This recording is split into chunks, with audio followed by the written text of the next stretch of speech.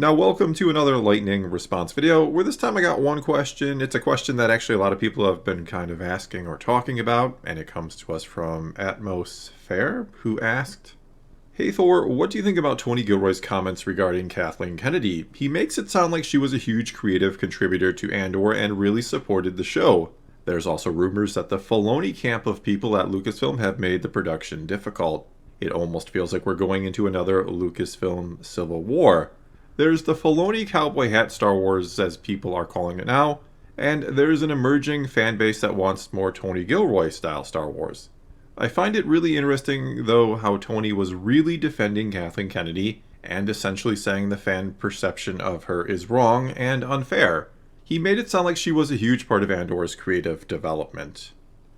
Alright, so there is a lot in there to touch on, and let's begin with what Gilroy has said about Kennedy, which, to sum it up, is basically that she protected him and the show. She went out of her way to kind of help him and was always saying yes to creative decisions that he wasn't sure she would say yes to or that Disney would approve of. She was basically on his side and helping this thing get made. I don't know that she was necessarily a part of the creative side of things, like making story decisions.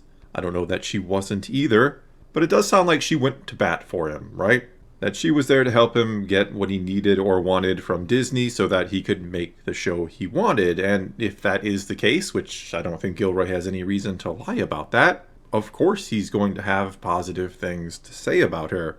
We've heard before that Gilroy is not necessarily the biggest Star Wars fan in the world. He didn't hate it or anything. It just, from what it sounds like, was never on his radar. So he probably doesn't care if, let's say, Kennedy has done things previously that may have angered Star Wars fans or been detrimental to the franchise. All he knows and cares about is that she was there when he needed her for his project, and apparently, as we have the end result now, everything went very well. We got an amazing show.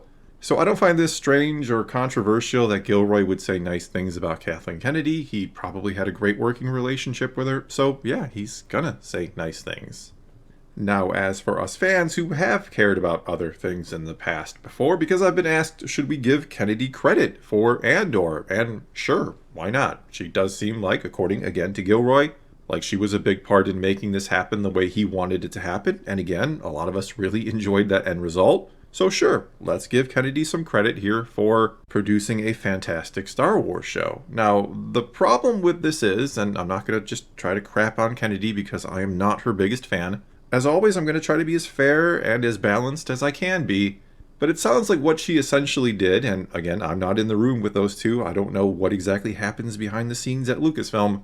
But it sounds like she was just, again, going to bat for him, that he had these ideas and suggestions and she thought they sounded good, and she made them happen.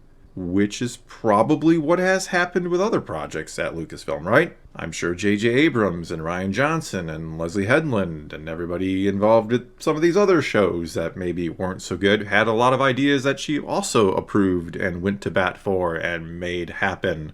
In other words, you could argue, or it seems like she just kind of goes to bat for the people that she hires and actually keeps around, because we also know she's had some issues with other people, which really makes me wonder what some of these ideas that she rejected were. Like, what problems did she have with Lord and Miller on Solo? What were they doing that was so bad? Or was it actually really good and just something she didn't like for whatever reason? And what about some of these other creators that we have heard have come and gone, especially in the writing process of this Rey movie? There have been 3 writers now, the last 2 have been axed, and I'm like, what were their ideas that she didn't like when she seems to just kind of go along with other people's ideas? Anyway, sure, let's give her credit for Andor, for whatever she contributed to that show. That's fine. But the problem is, and I have said this before, I've discussed it before, the problem with Kathleen Kennedy, the problem with Disney Star Wars is that, yes, there is some good stuff out there.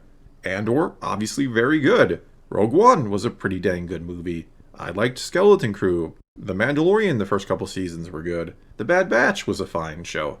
There are examples of good things in Disney Star Wars. The problem is, there are some examples of arguably bad Star Wars. The sequel trilogy, Kenobi, and of course those are bigger projects, or bigger in the eyes of the fans, right? Those are important things. As I've said before, if Disney was going to get one thing right about Star Wars, it should have been and needed to be the sequel trilogy. That needed to be the thing they knocked out of the park, not Andor. And yes, I'm grateful for Andor. I love Andor. But I would probably trade, and I say probably because of just how good Andor was, but I would probably trade Andor and have it never exist or have been bad for an amazing sequel trilogy. Actually, yeah, I would make that trade. That was the thing they needed to get right. That was the most important thing. That was carrying on the story and the legacy of Lucas and the Skywalkers and finishing up that story, which maybe didn't need to be finished because Return of the Jedi finished it. But that was the most important thing they needed to get right, and she was a big part of that, and they got it wrong. Same with Kenobi. He is one of the most popular and beloved characters in the franchise. People have been talking about for years making a Kenobi series or a movie, and then they go ahead and make it, and it is what it was. Alright, moving on to other parts of your comment here. You mentioned another Civil War, when in all reality, we don't know that there was ever a first Civil War. That was just something a lot of people were either speculating on or hearing rumors or leaks and reports out of Lucasfilm on. Maybe there was one, maybe there wasn't, I don't know. I will say that there probably is disagreement within the walls of Lucasfilm, right? I'm sure a lot of these people have a lot of different visions for Star Wars and they don't always align, and there's probably people butting heads. That happens at any job, basically. We just don't know how much that happens or doesn't happen at Lucasfilm. And I don't know why Filoni and the Cowboy Hat team would really want to see Andor fail. Maybe because they have had their own projects which weren't necessarily the greatest. We look at Ahsoka. Some people really like Ahsoka. That's absolutely fine. I think it was a letdown. I think it was a disappointment. I don't think it was the worst thing I've ever seen, but it certainly wasn't the best thing either. And that was Filoni's project. That was him being the showrunner. That was him being the writer. That was his baby. That was his character. That was Ahsoka. And I like Ahsoka. She is one of my favorite characters. She's maybe been overused, but it was disappointing all around. Because I root for Filoni. I like the guy. I think he's a big Star Wars fan. He worked with Lucas. I have no ill will towards him, but I don't think he's done the greatest job or hadn't done the greatest job with Ahsoka. Anyway, my point is, I don't know why Filoni would try to sabotage Andor unless he was jealous, which I guess that's possible. Or maybe Filoni was giving him issues when it comes or concerns the canon, that, oh, you can't do that because it doesn't align with this, but that doesn't seem to be something Filoni would be arguing for since he's ignored the canon himself. Or maybe he was arguing against some of the decisions made, that some of the things were too dark or too not Star Wars, or that there needed to be more lightsabers and more force, or he wanted the ghost crew in the show and Gilroy said no. I don't know. I suppose there could be things behind the scenes that those two sides conflicted. I just don't know how far that would have gone and that it would turn into a sort of civil war. Though I will say, and I've had people ask me this question as well, I do think there is maybe a separation in the fan base after Andor. That there are a lot of people that look at that show and say that was absolutely fantastic, please give us more of that, and less of stuff like Ahsoka. Less cowboy hat Star Wars, if you will. That I don't doubt is happening at all, that there is once again a split or rift in the fan base, that fans want different things. I made a video yesterday about how we all have different takes and opinions on what Star Wars is and isn't, or what it should or shouldn't be.